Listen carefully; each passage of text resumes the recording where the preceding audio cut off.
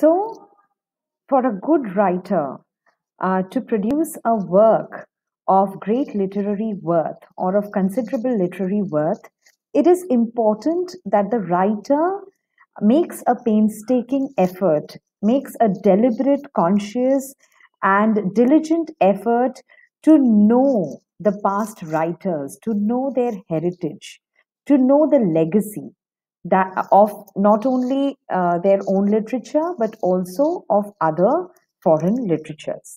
So, in Eliot's opinion, past exists in the present, and past and present exist in one simultaneous order. So, what does he mean by this? By this he means that we normally we tend to, and by we he means the English readership, the readership of England. He says the English tend to appreciate, or they tend to recognize and acknowledge individuality in a work. What they fail to see is that what they think is individuality is actually the outcome of a continuing literary tradition. Because no one writes in isolation, no one writes in a cultural or a social vacuum. So, whatever is our present is an outcome of the past. It is the result, it's the cumulative output of the past. And the moment a writer creates a literary work, that work it becomes a part of the tradition and it modifies the tradition. Even if it's a little bit of modification, it does modify the tradition. So, and then he goes on to talk about the what all tradition does. So, for in his opinion, tradition imparts a historical sense to us.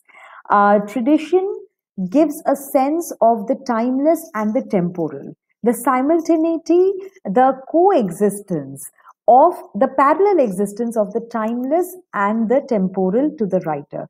That is the universal and the particular, the general and the specific to the writer.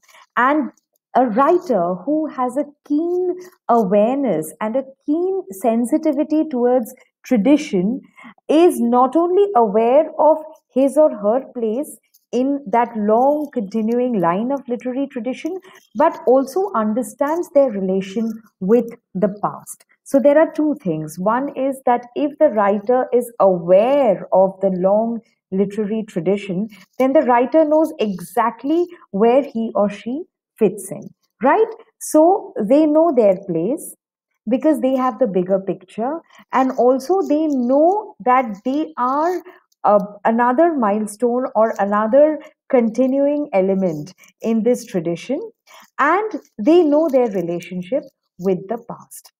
And tradition is nothing but a recognition of this continuing literary tradition, this long line of literary works. And it is actually the accumulated wisdom and experience of ages. So, like I was saying, that one cannot just write or create in a cultural or a social vacuum. Even if one says that I don't agree to this tradition nonetheless is the context, right? Even if you want to disagree with tradition, even if you want to rebel, even if you want to revolt against tradition, even then you have tradition in the picture. That is what Eliot is talking about, that even if it's rebellion, even if it's opposition, or even if it's a radical departure, still tradition is the reference point. So you can't simply deny or dismiss tradition, right?